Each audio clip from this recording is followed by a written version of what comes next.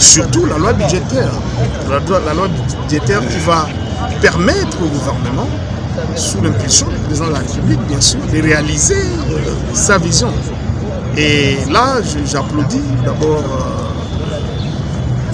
les prévisions budgétaires qu'on a mis en ce qui concerne les 145 territoires où on va, pour une fois, avoir localement un montant d'1 million de dollars pour des projets dans chaque territoire. Donc, si on le fait déjà là, au premier trimestre de l'année prochaine, c'est que les 3-4 mois qui suivront, on va sentir déjà un petit geste, on va sentir la présence de l'État sur place. Mais oui, pourquoi? Parce que déjà le président de la République lui-même, il a demandé sans mettre le gant, qu'il veut voir un parlement qui fait son travail sans interruption, sans interférence. Et le président de l'Assemblée vient encore répéter cela. Je pense que le gouvernement doit se mettre au travail comme il le faut, respecter le règlement et les lois de la République. Et je pense à cela, la population doit croire. Pourquoi pas? Parce que les excuses que le Parlement avait, c'était la mise en place d'un gouvernement qui venait d'être mis en place.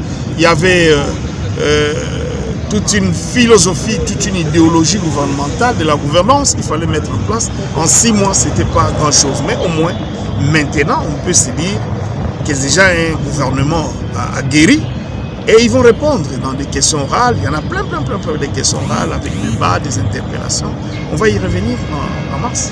Alors, comment jugez-vous votre session? Mais pour moi, c'est une très bonne session parce que le budget a été voté. Le budget a été voté dans le temps et ça va permettre au gouvernement d'évoluer. Et dans ces budgets, pour la première fois, on a rehaussé les salaires, on a rehaussé le budget de la défense, on a rehaussé le budget de l'enseignement, de la santé. Peu importe le pourcentage, mais déjà la volonté politique a agi. On n'est pas distrait pour ça. Donc, vous avez vidé les matières que vous avez prévues pour cette session? Non, toutes les matières ne sont pas vidées par rapport au calendrier, mais au moins par rapport à la session, même c'est une session budgétaire, on l'a fini. Donc voilà. Merci. Bon, c'est un discours riche qui a eu à englober, à résumer tout ce qu'il y a eu comme travail au sein de l'Assemblée en ce qui concerne la session de septembre, qui est une session budgétaire, mais à part les lois budgétaires, il y a eu aussi plusieurs dossiers qui ont été traités au cours de cette session. Et le président a eu à épingler plusieurs points qui sont liés à la sécurité, qui sont liés à la CENI et aux propositions de loi qui ont été initiées par certains de nos collègues, ainsi que des projets de loi qui ont été initiés à partir du gouvernement. Donc, je crois que tout a été ramassé et rien n'a été oublié par le président. Comment jugez-vous votre session? Bon, la session s'est bien déroulée, bien que le poids que certaines mésententes ne peuvent manquer, mais sinon nous avons trouvé que la session était riche en couleurs, d'autant plus qu'on venait de voter le projet de loi qui a été proposé par le gouvernement, donc je crois que l'objectif a été atteint. Vous avez vidé la matière prévue pour la session? Des matières, il y en aura toujours, mais néanmoins, il y a certaines matières qui ont été programmées et traitées, mais comme il y a des vacances qui s'annoncent et que les députés doivent rentrer à la base, aller faire la restitution et recueillir encore certaines doléances, je crois qu'il est de droit qu'on puisse clôturer la session et voir comment est-ce qu'on pourra venir poursuivre notre travail. Merci.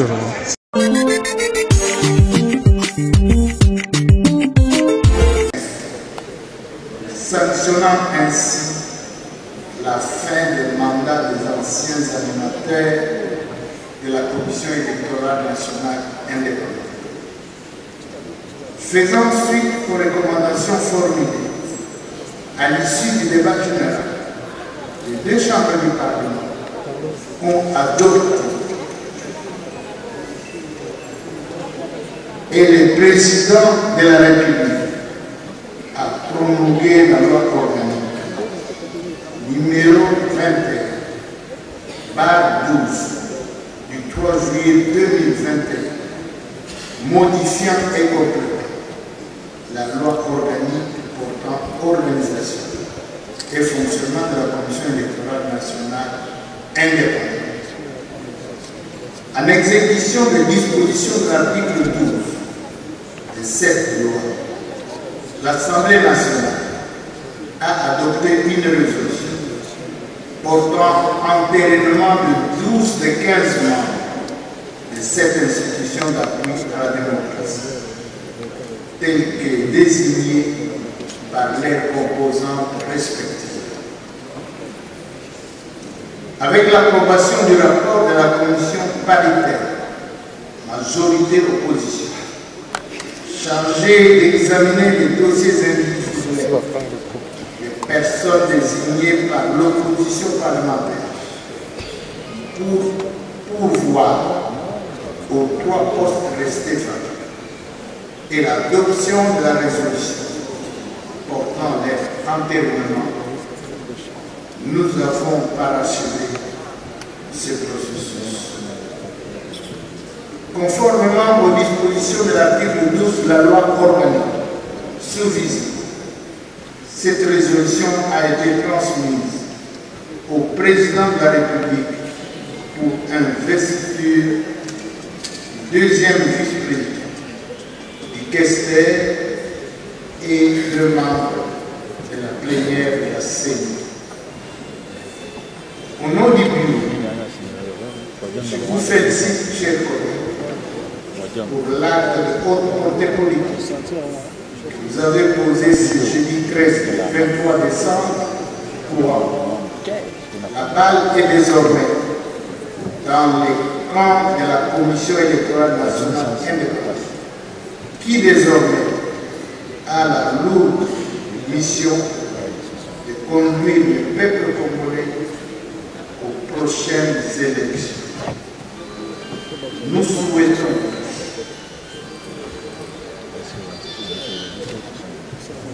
inclusive, transparente, apaisée et crédible.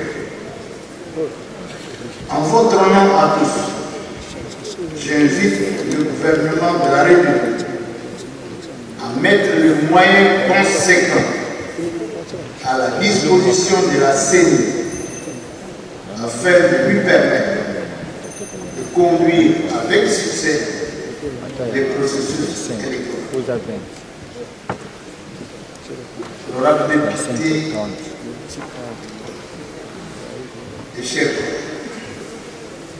distingués invités, toujours dans les chapitres législatifs, l'Assemblée nationale a accordé une attention particulière aux lois destinées à l'amélioration du climat des affaires et à la mise en œuvre du traité pour l'harmonisation.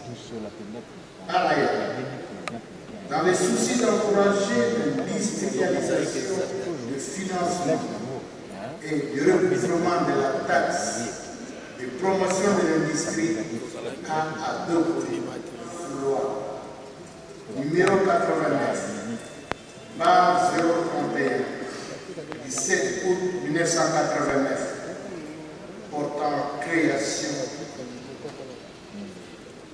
de la taxe de promotion de l'industrie. Elle a été transmise au Sénat pour examen et adoption en seconde lecture.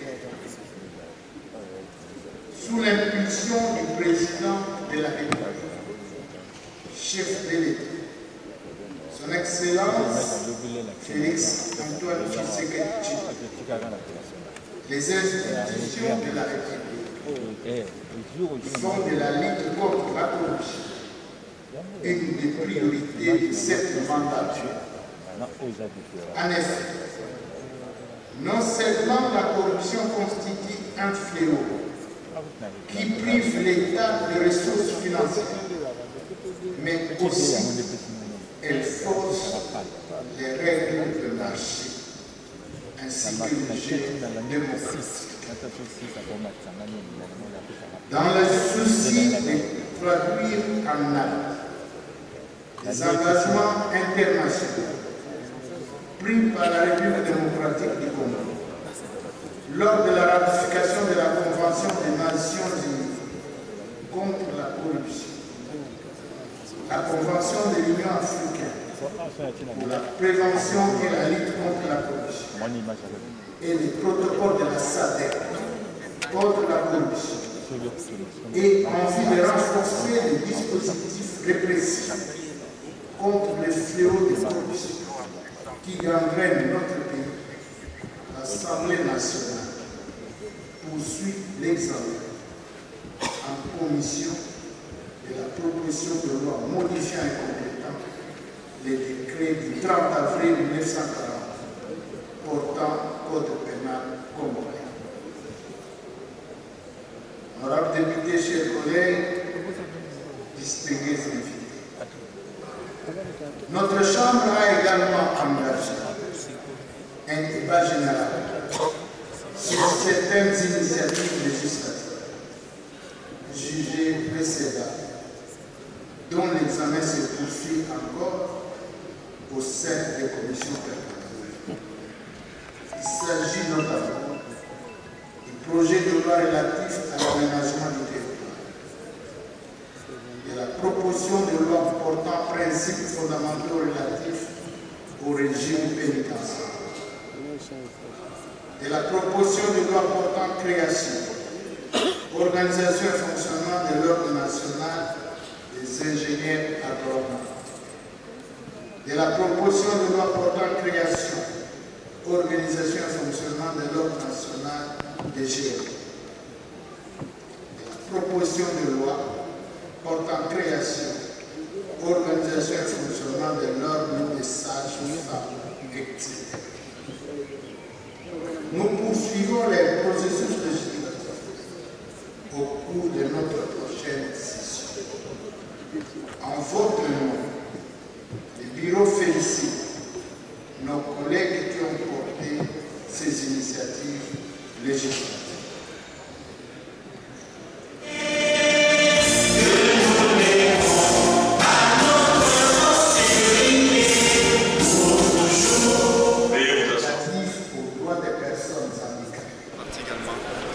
Oui, vous-même vous avez vu que c'est très intéressant. Et les députés sont mobilisés. C'est vraiment quelque chose qui a un grand intérêt pour nous. Et je pense que nous-mêmes, nous sommes mobilisés pour voir comment est-ce que les choses se passent. Mais sinon, ça évolue bien. Vous rentrez dans vos bases respectives. Quel est le message que vous amenez à cette population? Oui, le message est là, c'est demander à la base de faire confiance à notre gouvernement. Vous-même, vous avez vu l'effort qui a été fait en rapport avec les budgets. Vous voyez que ça commence à tourner. Et il est maintenant question de faire confiance au gouvernement, faire confiance à notre armée. Et les choses, je pense bien, ça évolue bien. Merci. Oui. En tant que député national, j'ai retenu pas mal de choses. Et comme vous le savez, nous étions dans une session extrêmement budgétaire.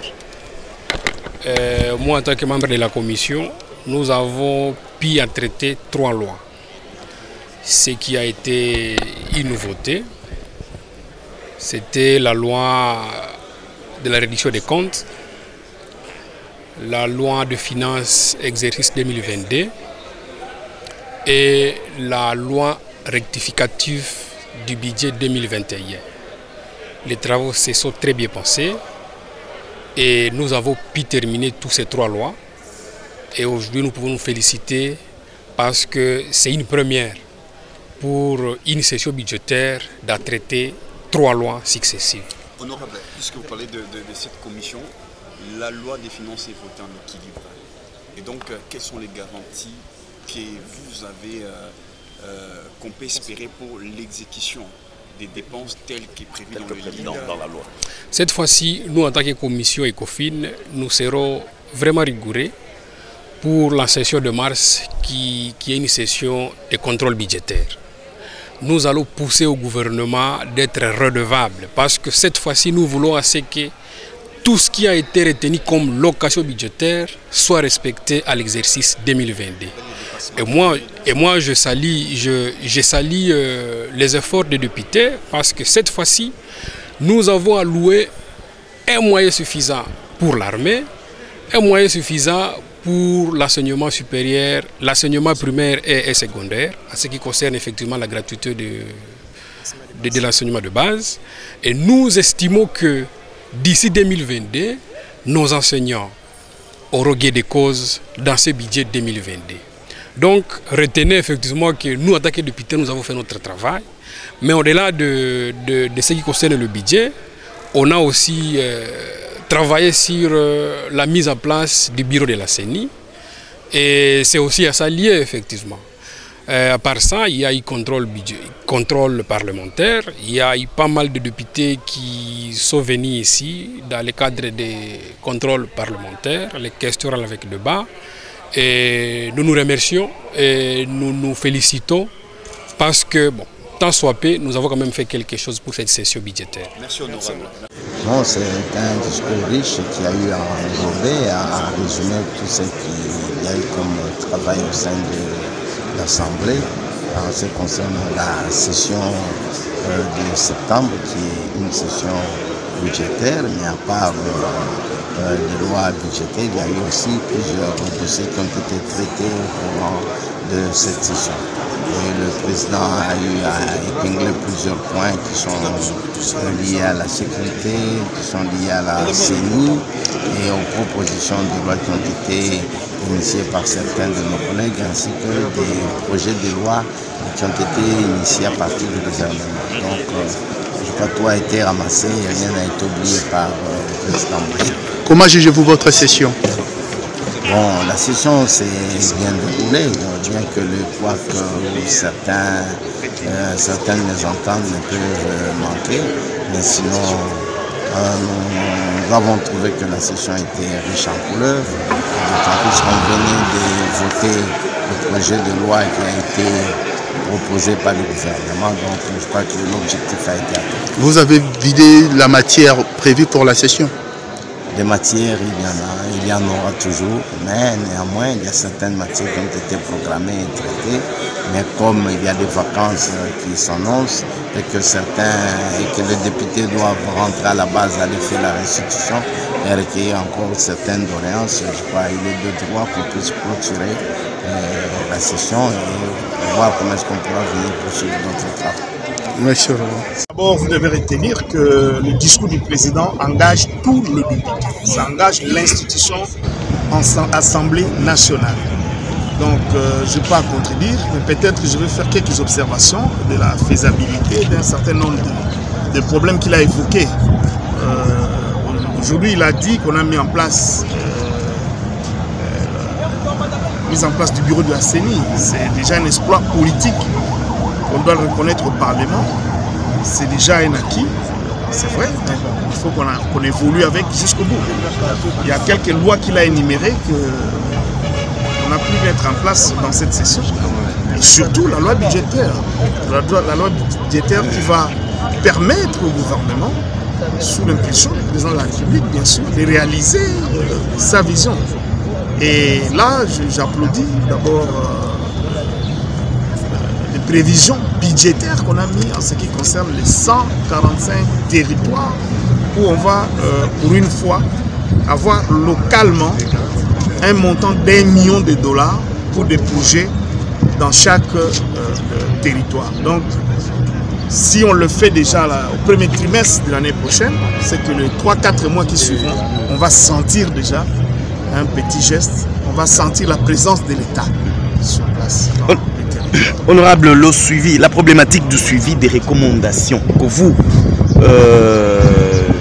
responsable du gouvernement de l'action, le contrôleur de l'action gouvernementale, vous faites et vous formulez presque chaque session, chaque année. Apparemment, ce n'est pas pris en compte. Cette fois-ci, le président promet que cela va être avec une rigueur, sans complaisance. Est-ce que le peuple peut croire en ça? Mais oui, pourquoi? Parce que déjà le président de la République lui-même il a demandé sans mettre le gant, qu'il veut voir un parlement qui fait son travail sans interruption, sans interférence. Et le président de l'Assemblée vient encore répéter cela. Je pense que le gouvernement doit se mettre au travail comme il le faut, respecter le règlement et les lois de la République. Et je pense à cela, la population doit croire. Pourquoi pas? Parce que les excuses que le Parlement avait, c'était la mise en place d'un gouvernement qui venait d'être mis en place. Il y avait toute une philosophie, toute une idéologie gouvernementale de la gouvernance qu'il fallait mettre en place. En 6 mois, ce n'était pas grand-chose. Mais au moins, maintenant, on peut se dire que déjà un gouvernement a guéri. Et ils vont répondre dans des questions orales. Il y en a plein de questions orales avec des débats, des interpellations. On va y revenir en mars. Alors, comment jugez-vous votre session? Mais pour moi, c'est une très bonne session parce que le budget a été voté. Le budget a été voté dans le temps et ça va permettre au gouvernement d'évoluer. Et dans ces budgets, pour la première fois, on a rehaussé les salaires, on a rehaussé le budget de la défense, on a rehaussé le budget de l'enseignement, de la santé. Peu importe le pourcentage, mais déjà la volonté politique a agi. On n'est pas distrait pour ça. Donc, vous avez vidé les matières que vous avez prévues pour cette session? Non, toutes les matières ne sont pas vidées par rapport au calendrier, mais au moins par rapport à la session même.